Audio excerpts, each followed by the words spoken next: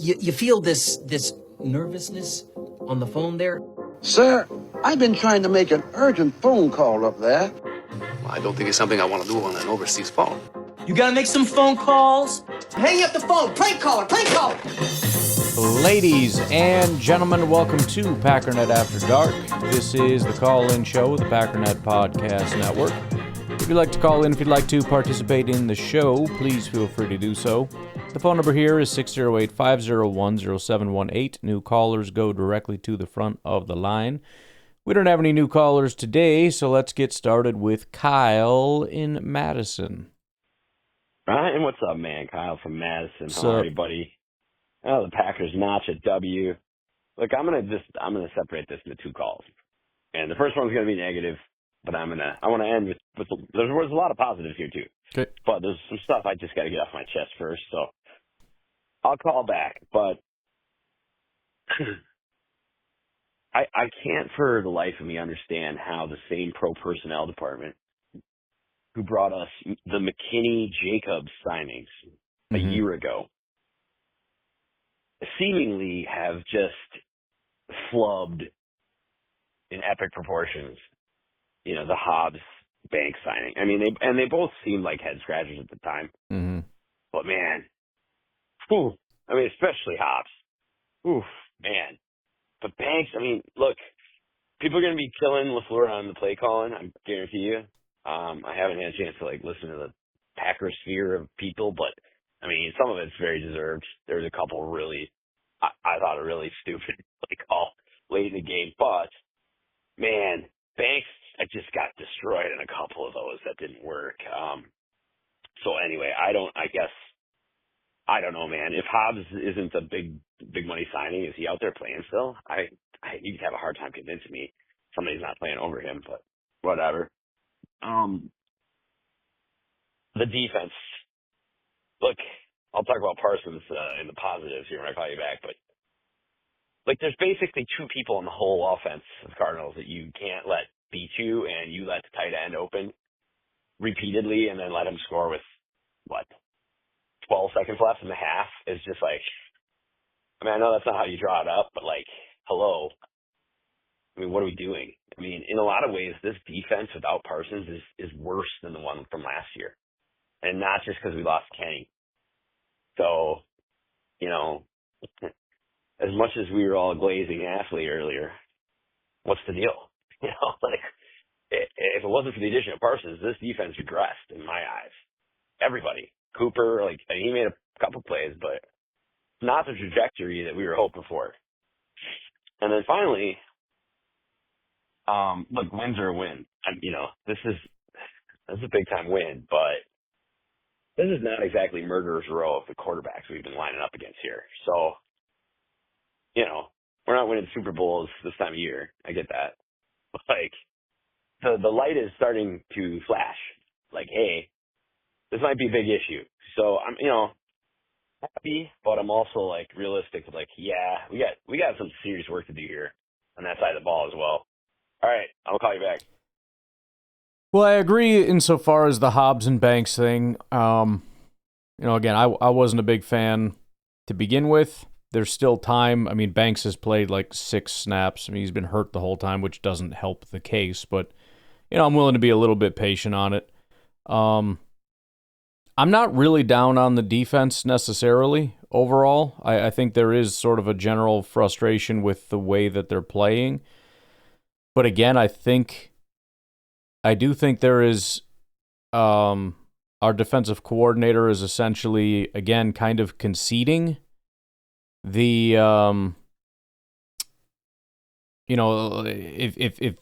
if you guys want to just dink and dunk, we're going to let you do that kind of thing. And I think it feels worse than it is when you look at any of the metrics, as far as run defense, nobody's running on us. It feels like, oh man, our run defense is dead. We lost our defensive, we lost Kenny. We're in big trouble. No, we're not. The pass rush stats are all perfectly fine when you adjust for time to throw and all that. It's not as sexy and as exciting as it was the first 2 weeks, but it's about as effective. And then as far as the Packers can't do anything against backup quarterbacks. First of all, again, the quote-unquote backup quarterback we went up against was better than the quarterback that other people were going up against. I'm not talking about Joe Burrow. They had a massive improvement when Flacco came in. And then when you look at how we're doing compared to other people, you look at Cincinnati and what happened, and everybody thought, oh, you suck if you let Cincinnati do that to you. Then you watch Cincinnati the next week against the Steelers, and it's holy crap, they actually look quite good. So maybe we need to rethink that. Same with Arizona. Oh, wow, Arizona, you couldn't do this, that, or the other. Look at the 49ers, who are a good team, the Colts, who are considered one of the best teams in football right now. The Packers did better against Arizona than any of those teams in the last, I think this entire year, basically, in terms of point margin or differential. So it's not to say that everything's been perfect, but I think when you look at it, you played a backup. Again, Kyler, I don't know that Kyler is better than Brissett. So, we can say backup, but we haven't really seen a guy that's been worse than the guy that was in before. So, there are definitely issues, but I do think it's what I was supposed to talk about on tomorrow's podcast, but ended up getting, things just went a little long. But the Packers are higher up in a lot of rankings than I think you would expect, and I understand the record is what it is, but even beside that, you would think, okay, they're technically, based on the record, way up here, but based on how they're playing and all that, I have them way down here. They are pretty unanimous top 10 in the NFL, and in a lot of places, top 5 still, even though it doesn't feel that way. And I think that's a big part of it. I think we as Packer fans underrate all of our opponents. Well, yeah, we beat the Lions, but it wasn't really the Lions. Yeah, we beat Washington, but Washington really isn't, that good anymore. And yeah, we beat Cincinnati, but we should have beat them by more. Yeah, we beat Arizona, but we should have beat them by more. Who else? Who beat Arizona by more? They played some really good teams. Did anybody beat them by more? What did we do better against Cincinnati? Or, by the way, that's both versions of Joe Flacco that we saw in terms of the quarterback situation improving. So, I mean, it's not as smooth and as sexy and as dominant as it used to be, and there's definitely stuff to figure out. But I also think we're coming down way too hard because of just general terms like backup quarterback. Well, you should dominate a backup. Yeah, but if your backup is better than the starter that was in, I think we should maybe calm down a little bit. Well, Cincinnati's a terrible team. No, Cincinnati is a good team that became terrible when a garbage quarterback took over, and then Flacco took over, and they got better again. And we were just the first team to go up against them. Well, Arizona lost their starting quarterback. You should have been dominant. No. Brissett is not worse than Kyler. He's different. I don't think he's worse. So, do I think they're the top team? No, I don't. I think the Lions right now probably beat them. The Chiefs are probably better, although we play them pretty well whenever we play them. I think it's just a matchup thing with the Chiefs, which is kind of the opposite of the Lions, which is why I'm even more pessimistic with them. Tampa, I mean, it depends if, like, the good version of Tampa or that freaking garbage version that played Detroit plays us. The only game I've watched of Tampa, they look like a complete trash football team, so I don't know why we wouldn't be able to beat them. So, well, whatever. Let's get to part 2. All right, it's Kyle from Madison again. Now, this is the positive call because that is a big-time win. That's a big-time win. I think expectations can really get you in trouble a little bit just because the expectations are usually based on what the teams did the year before. And, the Cardinals have been doing this. I know even in the broadcast they kind of broke down their last 5 games. This has kind of been the way they do it. And I thought the Cardinals played really well. Mm-hmm. And it's in their home stadium. And you just look around the league and the last few weeks. Well, again, that's where. It's been tough. Oops, tried to push pause. That's where sort of that negative thing comes in. Oh, this is a bad team. Look at their record. Look at they've lost their last 4. And you're letting them. You're letting it close. It shouldn't even be close. It's been close every single game. They haven't been blown out by anybody. Why do you have this expectation? Because I saw their record, and I saw they've lost 4 in a row, and so in my mind, it just means they're garbage, and if they're garbage, you should dominate them, and it's that simple. No, dude. Win in other people's stadiums. Certainly we learned that in Cleveland, so hell of a win. And I'm thinking, hopefully, you're looking 2 months down the schedule and thinking, boy, that was a big win to pull that out. Now you're 4-1-1. It's a big time win. And it wasn't perfect, but to see Golden, I think, I see Golden just coming on, a little bit more seems like a little bit more each game. You see a little bit more out of him. They're starting to lean on him a little bit more. Loving what I see out of him. Holy crap, Tucker Kraft. I mean, what can you say about that? That was crazy. That's amazing. I thought, and then obviously Jacobs was insane, and I thought Love played really well, actually, when he needed to, and when he was actually given a chance to make plays, and when we weren't running some stupid run play in a third and long two or what. I don't know. I just didn't. I'm glad LaFleur put it in his hands. I hated that they line up the field goal team. Dude, you got to go for it there, obviously. Thank God they went for it on fourth down there late in the game. I was going to freaking break my TV if he decides he's got to kick a field goal there and we're going to lose. But what an unbelievable and just incredibly clutch play on fourth down there to Kraft. Great throw. I mean, amazing throw, amazing catch. So the offense came to life when it needed to. But we're loaded with players. We're loaded with skill position players. Yeah. The interior offensive line, especially in the running game, has been miserable. Again, I don't know what's going on there, but it's been bad. So I thought the protection was pretty decent, though. And then Micah Parsons. Holy crap. It's not just that the dude, first of all, I'm sorry, that's a 4-sack game. Give me a break because hip tackle crap. Yeah, right. But it's not just that the guy's amazing. It's when he's amazing. Dude is making the most clutchly timed plays ever.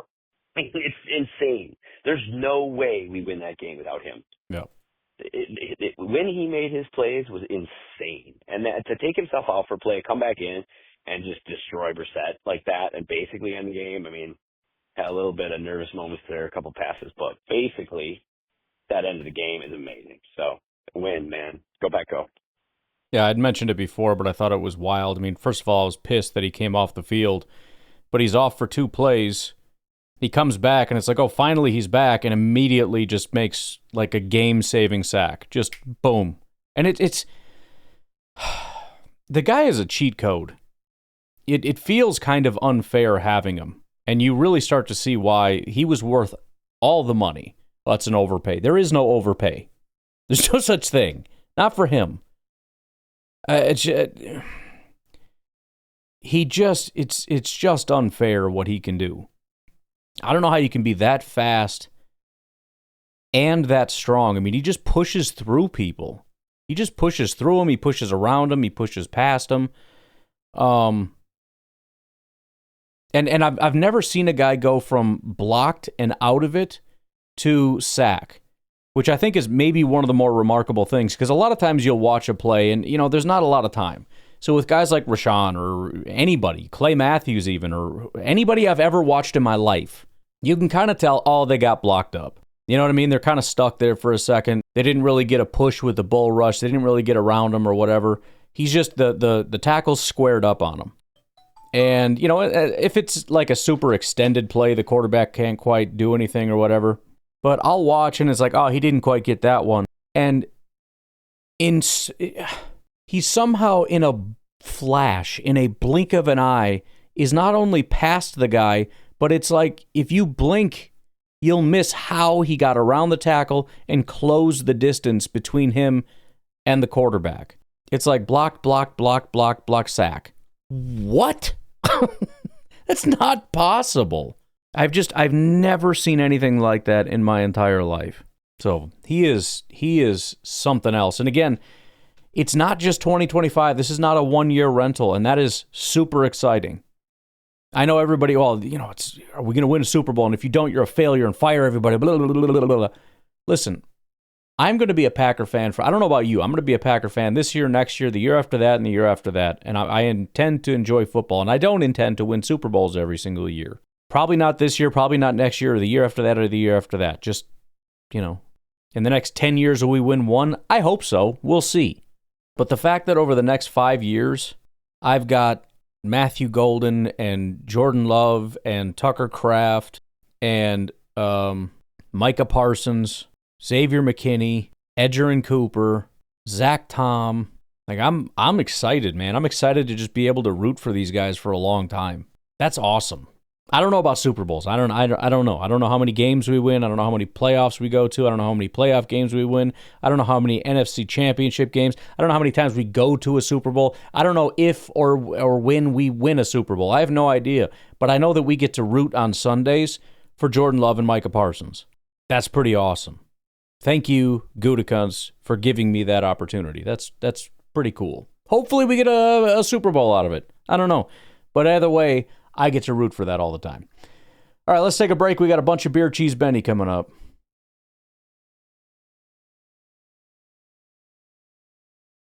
Good morning, Packernet Podcast. What's up, dude? I totally screwed that up. No, that's all right. Happy Victory Monday. Yo, listen, man.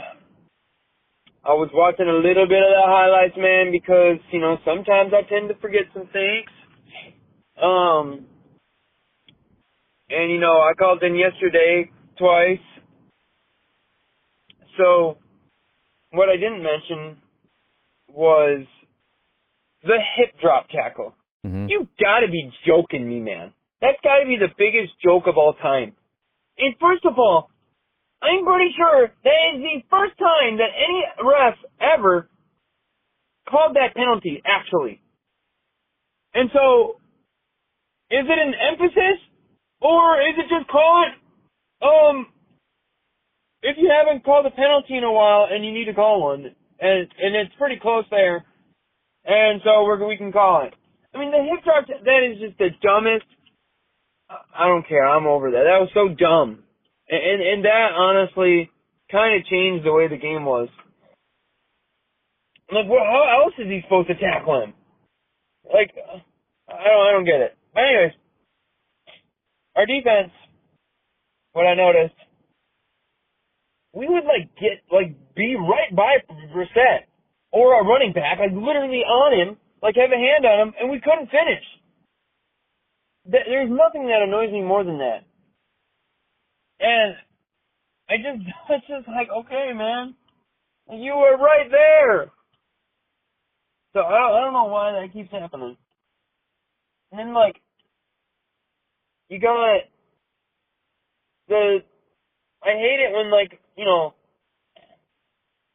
the guy, we seemingly stop him, like a running back or something, right? And our defense stops him. And then you got another guy that comes in from behind, and he basically pushes him forward. Or, they grab him, right? And then, it's like they, if they're, face-to-face with the guy, and they pull him back. And, you just gave him extra yards, you dummy!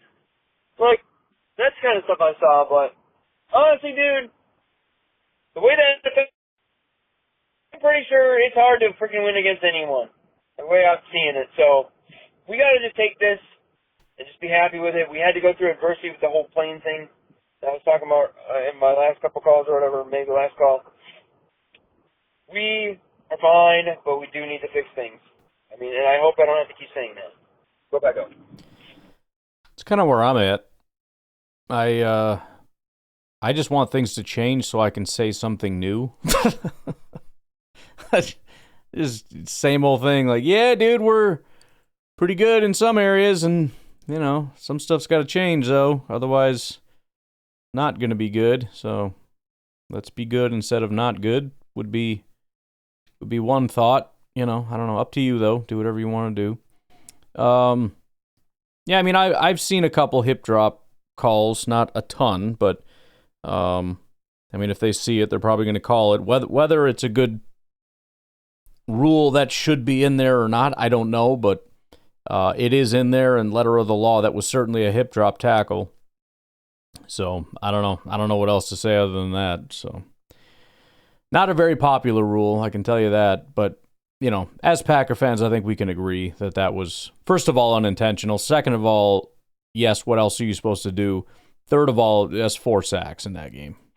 Brian, Gucci saying, you make a great point here on Packernet Podcast. Oh, thank you so much. I appreciate that.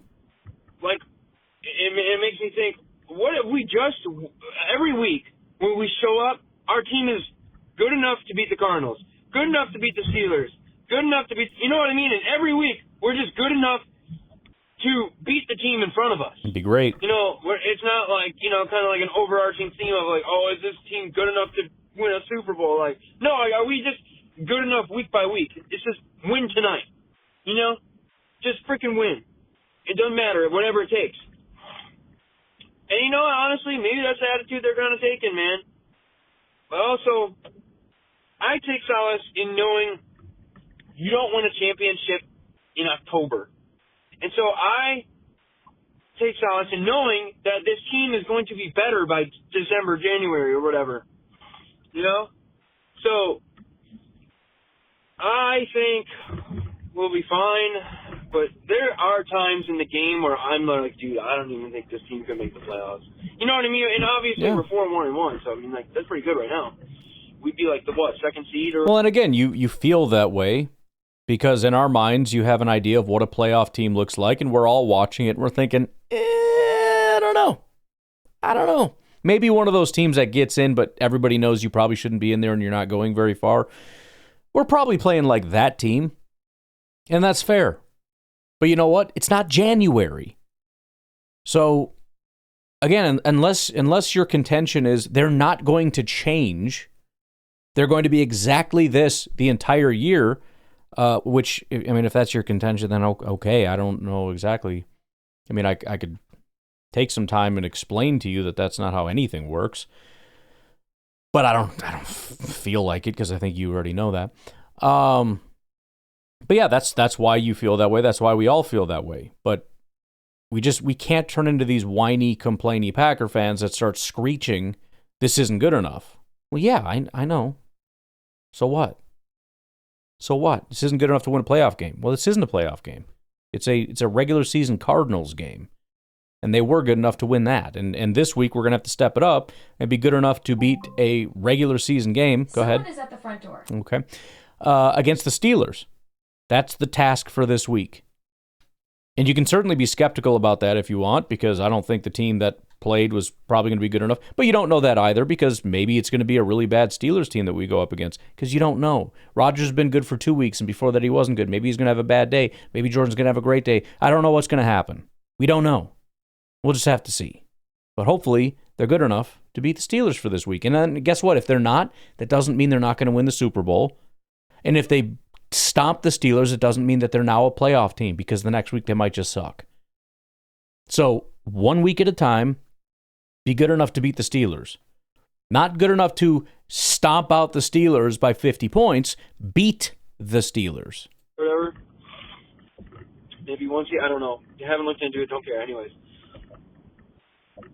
We just need to have a good enough plan and everything against who's in front of us. So, I think if we can just put a complete game together where it's not like, you know, the first half we're just slugging along and it's like, you know, 10-3 or 3-0 the other team, or 10-3 us, or, you know, if we can just, I don't know, like get a couple touchdowns in the first half, like, you know, like get 14 on the board, and then from there we just kind of cruise and do what we do.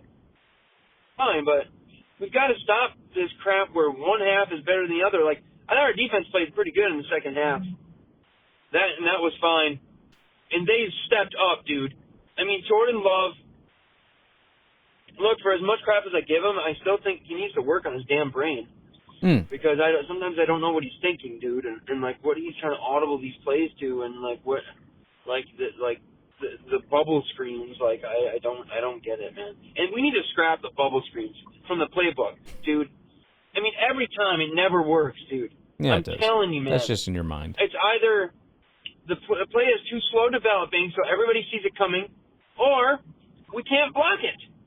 So, I'm just tired of that. But, yes, anyways, the defense stepped it up. Love was crazy in the fourth quarter there. It was awesome. Go Pack, go. It does work sometimes. It just doesn't work all the time, and it annoys everybody when it doesn't. But we got to stop saying scrap that from the playbook, because then we become too one-dimensional, and then everybody complains about being too one-dimensional. We have to be able to do these things. That's part of the West Coast offense, is stretch the field, not just vertically, but horizontally. If you throw a quick pass to the sideline, then everybody has to race to that side, right? So you need to stress the defense as far as the depth of the field as well as the width of the field. That creates more space. If you decide that we're just not going to do that anymore, we're not going to do these end-around jet sweeps, wide receiver screen type things, okay, well then we're not really stressing all the parts of the field that we need to be doing that, just because it's same with we might as well just say scrap the run game because it doesn't work. Can't do that, because if you scrap the run game, you won't have a pass game. So it is what it is, man. You just got to grind it out. Sometimes you just got to do it to show it so you can threaten it, so that they see it, so that they have to worry about it. We do this to set up that. And also, yeah, maybe block a little better. Because let's not forget, wide receiver screens have been kind of our bread and butter for a long time. They've been very successful. And if they're not successful, rather than running away from stuff, and that's the other thing where I disagree with a lot of fans, is this idea, it doesn't work, stop doing it. No, do it better. I don't want to just stop doing everything. Well, these 50 things don't work, so don't do them anymore. Here's the 3 plays that work. Just do it over and over and over and over and over again. Bull crap. Do it better. I want you to block better. I want you to play better. I don't want to just stop doing everything. I want guys to step up and man up and do your job right. Well, Jordan missed a deep shot. Stop throwing it deep, just throw it short. No, throw it better. Just throw better. That's what I would like. Well, that didn't work. Oh, darn. Well, do it again and do it better next time. Brian Beardy's Vinny, answering your question from Victory Monday podcast. Okay. Don't know You're what asking question. if it was aggressive enough. Yes, it was. Good. Matt LaFleur doing that showed that he has huge nut sacks, and he put it all over the Cardinals. Now, if that doesn't work, I mean... Then he's an idiot. I get it. I guess that's an execution on the players, but Jordan Love and Tucker Kraft just absolutely came through, man. Just so cash money, brother. But I thought, LaFleur was, pretty aggressive in this game. You know, there were times where, although there were times where, it's just I guess we're not speaking about aggression or conservative play call at this point now. What I'm saying, there's just plays that you shake your head at, right? There was that 3rd and 4 or whatever, 3rd and whatever, where they do the little shuffle pass to Jacobs, and I'm like, dude, seriously, that's the best you could come up with. That's literally And again, this is one of the things where it's like, people don't like it because it didn't work. Nobody would have a problem with it's just basic run play. It's not anything crazy. The bottom line is, no matter what the play was, if it didn't work, the complaint would be, that's seriously the best you can come up with? It's a basic run play, and people can't block. I don't understand why it's Matt LaFleur's fault that his line can't block. I mean, I guess the only other solution is anything more than a yard we have to pass. And it can't be a screen pass, wide receiver or otherwise, so it has to be down the field, but it can't be a deep pass because fans don't like that either, so it has to be an intermediate to short pass, which of course severely limits our ability to execute that, considering the defense has very little area to cover, because that would be a tendency. And they would know that every time on between 3rd and 2 and 3rd and 7 or 10 or whatever, you just need to cover between, 5 and, the sticks and, 5 to 10 yards beyond that, and that's it.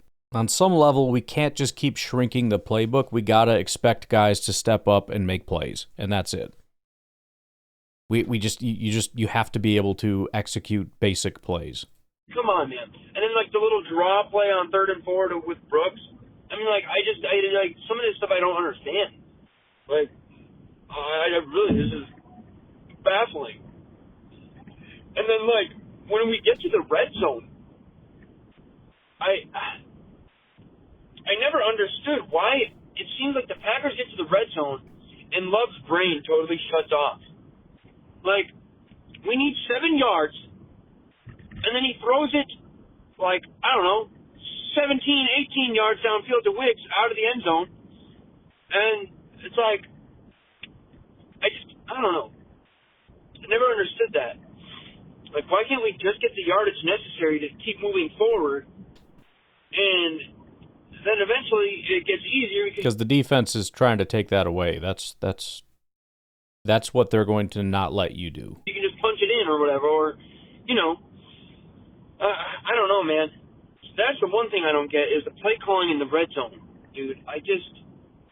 And it almost looks like we are not spreading the field out enough. Like, even from the start of the plays. Well, never mind.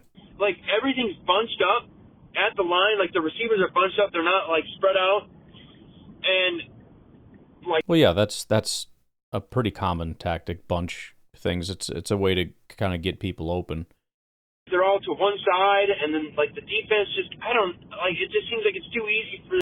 Spend a few minutes with ChatGPT and ask it these questions, because these are kind of, how do I say, there are reasons for these things, and it's kind of a, it'll be able to explain it to you. The defense is the cover. I don't know. Let me know what you think about that. Maybe look through the film. But that's what I noticed.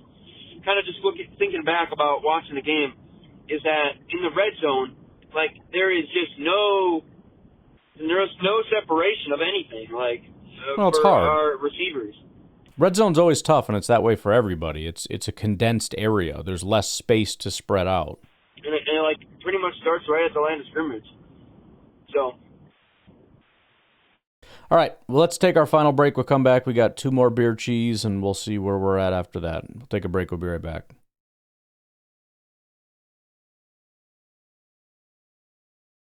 Ryan, beer cheese bang. Hey, dude. So, yeah, the whole thing where Haverstick goes for the field goal before the half proved to be large, proved to be huge for us. But in terms of Haverstick, dude, I was talking to my buddy's dad last night after the game, and he's like, well, what do you do with this guy? I mean, this guy is like, he's just nailed, man. He's perfect. I mean, that 65-yarder, again, it was good from like 75 to 70. I mean, it's unbelievable. It's like, yeah, I know McManus is good, but like, I feel like Haverstick just kicks the ball better, man. And nothing against McManus. He's a great kicker. Very, very small sample size, and also 100,000% impossible to maintain this rate. So the question is, over the next 5 years, who gives you a higher percentage? If we assume Haverstick is not going to be 100%, I'm in the McManus camp. It is a significantly safer bet, and he is unbelievably good. The odds that Haverstick, who has been terrible and can't even hold a job, is suddenly the greatest kicker in the world, and being better than McManus is saying a ton. The odds that he's better than McManus are shockingly low. The odds that he doesn't just completely fall off a cliff and become a bad kicker again, honestly, in my opinion, are also below 50%, or higher than 50%. I forgot how I phrased it. So I'm still very much in the McManus camp. It's not impossible, but I'm guessing the small sample size is very much working in his favor up to this point. Super happy with him, all of that. But if you're asking me, I'm absolutely not replacing McManus with this guy. And if he goes on to have a great career, great. Best of luck to you. Like, dude, you got to keep this guy, right? Or like at least to where the point where you could just trade him to a team that needs one and get like an extra 6th round, 7th round pick or whatever. You know what I mean? But like, I don't know, dude. Love that guy, dude. Like, that guy was going to be a freaking school teacher before we signed him. Like, at least that's what I heard. It's unbelievable, man. Like, I don't know. I like this Haverstick guy. Like, I say you keep him. Screw it, dude. But I don't know how that works out with the situation with the practice squad and the roster and everything. Like, if it's so, who knows? You might not even know. I say you keep him until McManus is 1,000% better. We'll see. But that was huge, man. Yeah, I'm in no rush to get rid of him, that's for sure. I think he's been great. I'm excited that we got him. I'm super excited that he's played as well as he has. And looks like we might need him for another week because McManus doesn't seem to be getting any better. He's still not practicing, so must be a pretty brutal injury. So I guess fingers crossed we get a little bit more Haversick magic for at least another week. And like I said, or didn't say, as I will say tomorrow, if he does it again, if he's 100% through his kicks, as much as I am in the McManus camp, it becomes more and more of a question as the sample size gets larger and he continues to play well. But again, I don't know that he could do anything that would give me the confidence that you have in a guy like McManus who's been a certain thing for years and years. Just don't know how you do that. Hey, Ryan, Beer Chief Benny here. I hope you can hear this call because I'm in an area of the golf course I work at that typically gets screwed up. So we'll see here. Gotcha. My thing is Matthew Golden had like more snaps than any receiver, but yet he didn't really even get the ball that much.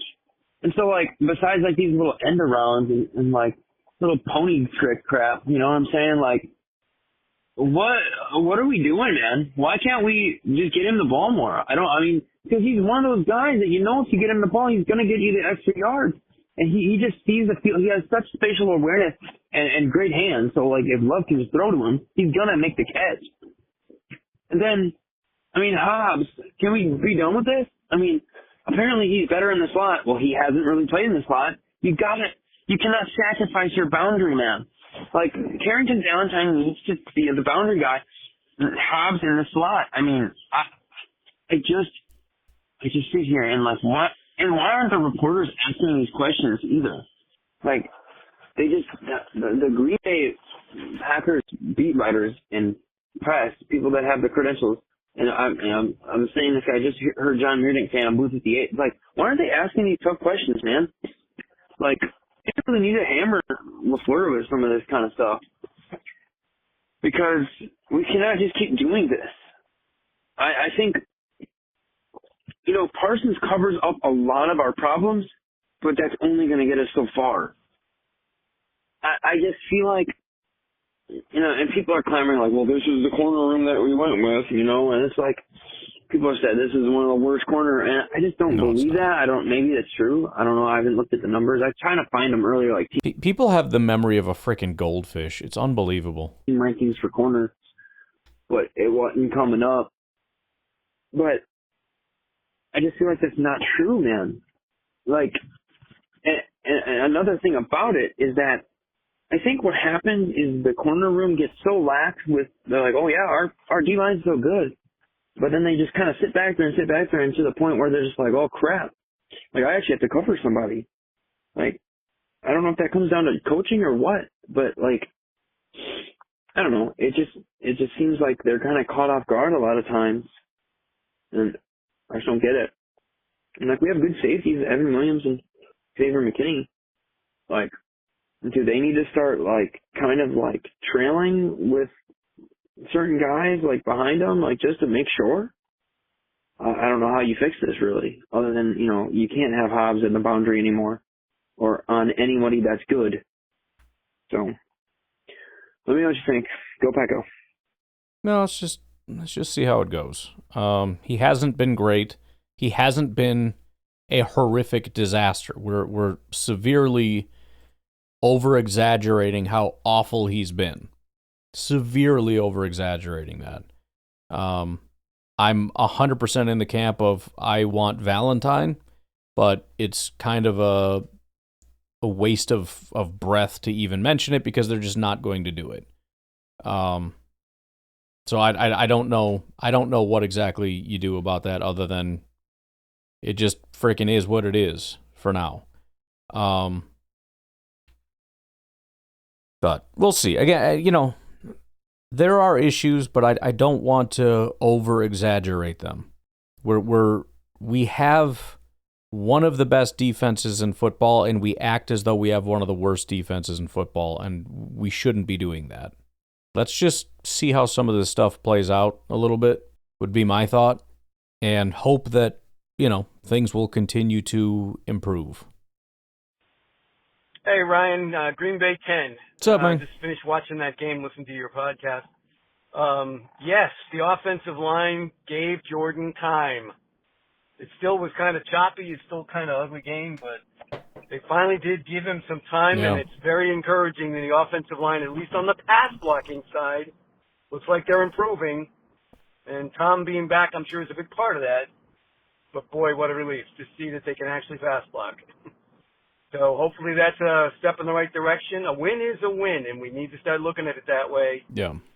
We're moving on, and here comes Rodgers. So, boy, if we win in Pittsburgh, it's going to make this year. I'm coming up for the Carolina game with my son. It's his first time ever in Green Bay. So we're really looking forward to that. He just turned 20, so for his birthday, I'm bringing him to a Packer game. We live in Tampa, Florida. So he's never been there, and I've only been there 3 times myself, so we're really looking forward to that. But anyways, good win. Win is a win is a win. All right, see you later. I appreciate you. I mentioned this on social media. It's only Wednesday, and I'm starting to feel it a little bit. Usually it's a Sunday morning thing where you get the butterflies going. I'm getting it for this upcoming Rodgers game. I'm excited about it. I also think that this can be a pretty pivotal game.